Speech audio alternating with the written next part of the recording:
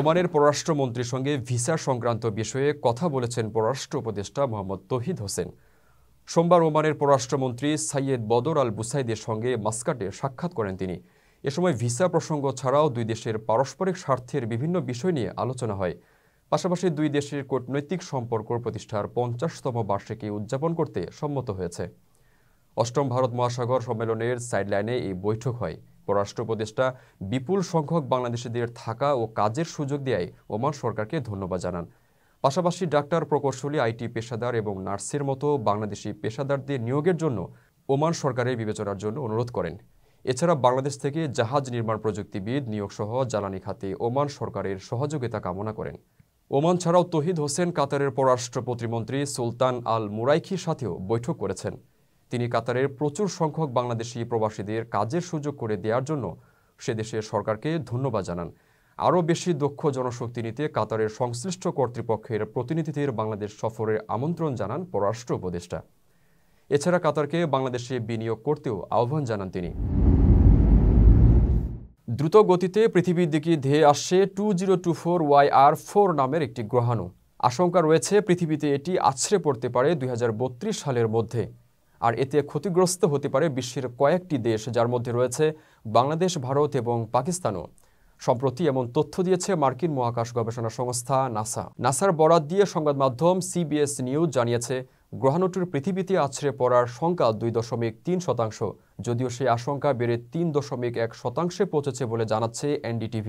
নাসার বিজ্ঞানীরা বলছেন, এই গ্রহাণু পৃথিবীর পাশ দিয়ে নিরাপদে বেরিয়েও যেতে পারে, তবে যদি এটি আছড়ে পড়ে তা ঘটতে পারে 2032 সালের 22 ডিসেম্বর নাগাদ।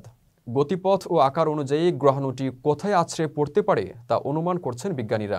নাসার ক্যাটালিনা স্কাই সার্ভে প্রকল্পের বিজ্ঞানী ডেভিড র্যাঙ্কিন জানিয়েছেন, গ্রহাণুটির জন্য একটি রিস্ক করিডোর তৈরি করা হয়েছে, যেখানে পৃথিবীর বড় একটি অংশ রয়েছে। এই রিস্ক করিডোরে রয়েছে দক্ষিণ আমেরিকা, দক্ষিণ Asia, Africa, Venezuela, Colombia, Ecuador, Bharat, Bangladesh, Pakistan, Sudan, Nigeria ইত্যাদি অঞ্চলগুলো। NBC নিউজ বলছে, গত বছরের ডিসেম্বরে চিলির এক গবেষণা স্টেশন থেকে প্রথম এই গ্রহাণু শনাক্ত করা হয়।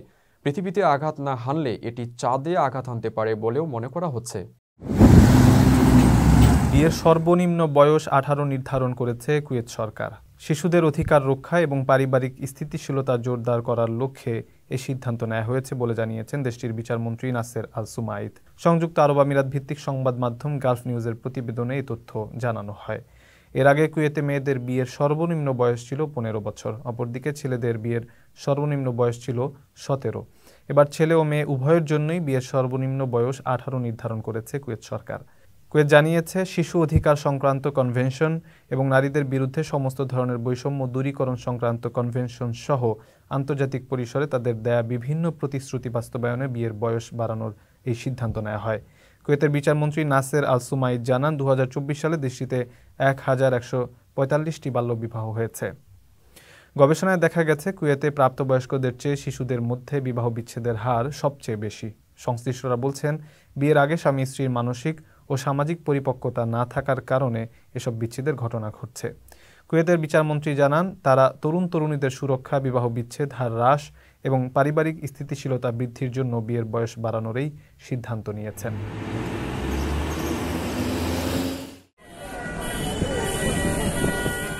লিবিয়ায় বসবাসরত বাংলাদেশিদের 60 দিনের মধ্যে বৈধতা অর্জনের নির্দেশনা দেওয়া হয়েছে। নির্ধারিত সময়সীমার মধ্যে বৈধতা না দিলে লিবিয়ার প্রচলিত আইন অনুযায়ী ব্যবস্থা নেওয়া হবে। লিবিয়ায় থাকা বাংলাদেশের উদ্দেশ্যে দূতাবাসের জরুরি এক প্রেস বিজ্ঞপ্তিতে উল্লেখ করা হয়, যে কোনো প্রয়োজনে দেশের সর্বনিম্ন ভাড়ায় সহজে বুকিং করুন প্রবাসীর হেলিকপ্টার। দেশটির মন্ত্রিসভার সিদ্ধান্ত অনুযায়ী শ্রম ও পুনর্বাসন মন্ত্রণালয় বিদেশি নাগরিকদের জন্য 2 মাসের মধ্যে বৈধতা অর্জনের সময়সীমা ঘোষণা করেছে। এই প্রক্রিয়ার আওতায় গত 31 ডিসেম্বর পর্যন্ত লিবিয়ার অফিসিয়াল বন্দর দিয়ে দেশে প্রবেশ করা সব বিদেশি শ্রমিকদের তাদের বৈধতা অর্জন করতে হবে। বাংলাদেশিদের জন্য এই প্রক্রিয়ায় বৈধতা অর্জন অত্যন্ত জরুরি। শ্রমিককে অবশ্যই লিবিয়ার শ্রম মন্ত্রণালয়ের ডিজিটাল প্ল্যাটফর্মের মাধ্যমে অনলাইনে নিবন্ধন করতে হবে। স্থানীয় নিয়োগকর্তার সঙ্গে বৈধ চুক্তি সম্পাদন করতে হবে। এছাড়া লিবিয়ার জাতীয় রোগ নিয়ন্ত্রণ কেন্দ্র থেকে একটি স্বাস্থ্য সনদপত্র নিতে হবে। বৈধ হওয়া যাবে 12 ফেব্রুয়ারি থেকে শুরু করে সর্বোচ্চ 60 দিনের মধ্যে। যারা বৈধতা অর্জনে ব্যর্থ হবেন তাদের বিরুদ্ধে লিবিয়ার প্রচলিত আইন অনুযায়ী ব্যবস্থা নেওয়া হবে। এ বিষয়ে যে কোনো তথ্য, ব্যাখ্যা বা সহায়তার প্রয়োজনে দূতাবাসের সাথে যোগাযোগ করতে অনুরোধ করা হয়েছে। মালয়েশিয়া অবৈধ প্রবাসী দমনে অভিযানে ৭৭ বাংলাদেশকে গ্রেফতার করেছে দেশটির অভিবাসন বিভাগ। রোববার একটি শ্রমিক আবাসন কমপ্লেক্সে অভিযান চালিয়ে ৭৭ বাংলাদেশি সহ মোট ১০৫ জন অভিবাসীকে গ্রেফতার করা হয়। রোববার রাত ১টা থেকে ৩টা পর্যন্ত এই অভিযান পরিচালিত হয়। বৈধ পাস বা পারমিট ছাড়াই শেয়ার্ড হাউস বন্দোবস্তে বসবাসকারী বিদেশিদের সম্পর্কে জনসাধারণের অভিযোগের ভিত্তিতে চালিত অভিযানে মোট ৩২৯ জন অভিবাসীর কাগজপত্র পরীক্ষার পর এদের মধ্য থেকে ৭৭ জন বাংলাদেশি, ১৬ জন ইন্দোনেশিয়ান পুরুষ এবং ৭ জন ইন্দোনেশিয়ান নারী, ২ জন মিয়ানমারি পুরুষ, ২ জন পাকিস্তানি পুরুষ এবং ১ জন ভারতীয় পুরুষ সহ মোট ১০৫ জন অভিবাসীকে ধরা হয়। অভিবাসন বিভাগ জানায়, প্রবাসীরা মালয়েশিয়ায় থাকার জন্য কোনো বৈধ পাস বা পারমিট না থাকার কারণে অভিবাসন আইনের অধীনে অপরাধ করেছেন। এজন্য তদন্ত বা ব্যবস্থা নিতে তাদের পন্টিয়ানের পেকানেনাস ইমিগ্রেশন ডিপোতে রাখা হয়েছে। এ ধরনের অভিযোগের বিষয়ে প্রশাসন কোনো আপোষ করবে না বলেও জানানো হয়েছে। ওমানে স্মরণকালের ভয়াবহ সড়ক দুর্ঘটনায় দায়ী সাব্যস্ত হওয়ায় এক প্রবাসী ভারতীয়কে ২ বছরের জেল এবং আজীবনের জন্য ভিসা বাতিল করা হয়েছে। হাজতবাসের সময়সীমা পূর্ণ হলে তাকে নিজ দেশে ফেরত পাঠানো হবে। গেল বছরের মে মাসে সোহারে লিওয়া রোডের সেই দুর্ঘটনায় ৪ জনের প্রাণহানির পাশাপাশি ১৫ জন গুরুতর আহত হন। ঘাতক ভারতীয় ড্রাইভার ট্রাকটি চালাচ্ছিলেন উল্টো পথে। এ সময় তিনি অন্তত ১১টি গাড়িকে সজোরে ধাক্কা মারেন। তাৎক্ষণিকভাবে ধারণা করা হচ্ছিল ওই ব্যক্তি মাতাল অবস্থায় গাড়ি চালাচ্ছিলেন। দুর্ঘটনায় আক্রান্ত গাড়িগুলো পুরোপুরি দুমড়ে মুচড়ে যায়। পুলিশ গ্রেফতার করার পর তিনি প্রাইমারি কোর্টে দোষী সাব্যস্ত হন। জানা গেছে, নিয়ন্ত্রণহীনভাবে উচ্চ গতিতে গাড়ি চালানো এবং জীবন ও সম্পদের ক্ষতি সাধন করায় তাকে ২ বছরের সাজা দিয়েছে আদালত। আর ইচ্ছাকৃতভাবে উল্টোপথে গাড়ি চালানোয় অতিরিক্ত আরও ৩ মাসের সাজা দেয়া হয়। সাজা ভোগের পর তাকে স্থায়ীভাবে ওমান থেকে বিতাড়িত করা হবে।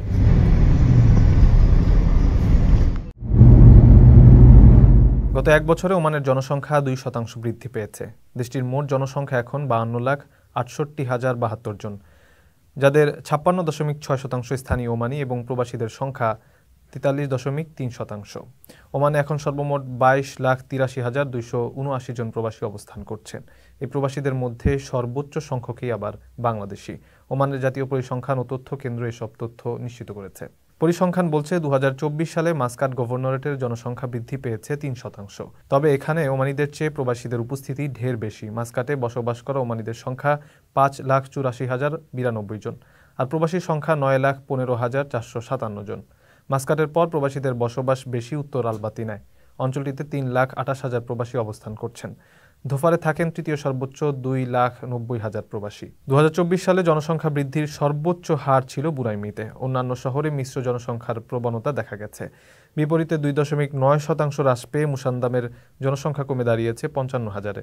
ডেটা বিশ্লেষণ করে পরিসংখ্যান বিভাগ জানিয়েছে, ওমানে প্রবাসীদের মধ্যে শহর কেন্দ্রিক বসবাসের আগ্রহ ক্রমান্বয়ে বেড়েই চলেছে।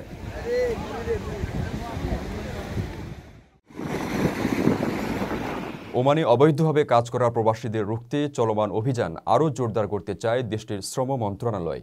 এ লক্ষ্যে ইতিমধ্যে সিকিউরিটি অ্যান্ড সেফটি সার্ভিসেস কর্পোরেশনকে অতিরিক্ত দায়িত্ব দেওয়া হয়েছে।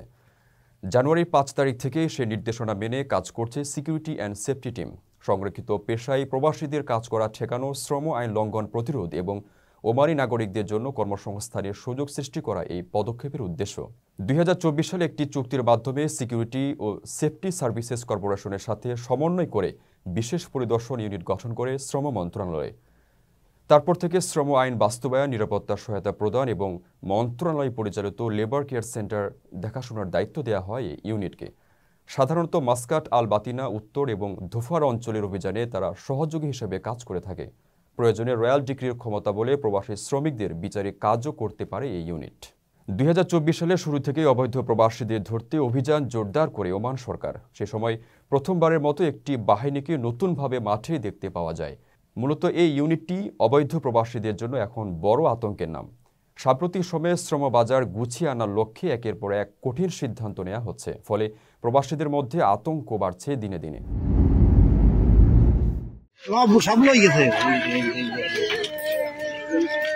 দেশে ফিরেই ডাকাতের কবলে পড়ে সর্বস্ব হারিয়েছেন জাহাঙ্গীর আলম মিলন নামে প্রবাস ফেরত এক যুবক।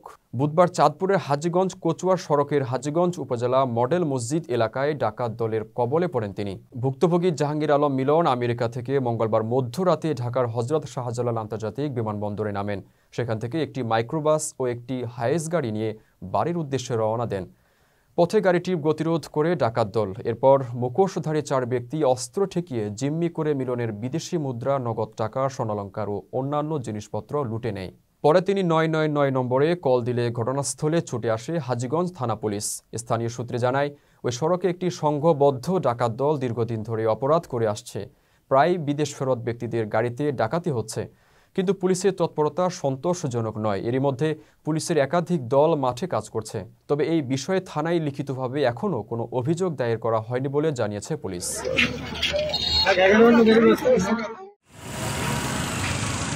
দেশের বাইরে আছেন প্রায় 1.5 কোটি বাংলাদেশি। এবার জাতীয় নির্বাচনে তাদের ভোটাধিকার নিশ্চিতে পোস্টাল ব্যালটের পরিবর্তে অনলাইন ভোটিং ব্যবস্থা চালুর চিন্তাভাবনা চলছে। রাজনীতি বিশেষজ্ঞদের মতে গণতান্ত্রিক চর্চা মজবুতে প্রবাসীদের ভোটের আওতায় আনা অত্যন্ত জরুরি। ভোট দেওয়ার জন্য 2008 সাল থেকে পোস্টাল ব্যালটের সুবিধা চালু থাকলেও বেশিরভাগ প্রবাসী তা জানেন না।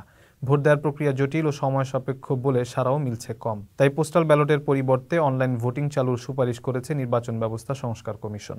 তবে প্রযুক্তি বিশেষজ্ঞরা বলছেন, সাইবার নিরাপত্তা শক্তিশালী করা ছাড়া এই পদ্ধতিতে ভোট গ্রহণ ঠিক হবে না।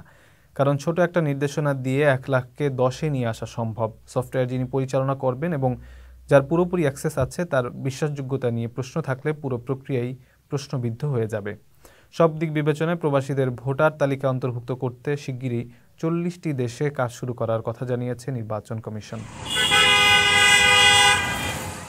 আপনার স্বপ্নগুলো আকাশ ছুবে প্রবাসীর হেলিকপ্টারের মাধ্যমে। বিয়ে, জন্মদিন অথবা যে কোনো বিশেষ প্রয়োজনে হেলিকপ্টার ভাড়া করতে যোগাযোগ করুন স্ক্রিনে দেয়া নাম্বারে। প্রবাসীর হেলিকপ্টার, নিরাপদ ও সাশ্রয়ী বাহনের বিশ্বস্ত নাম।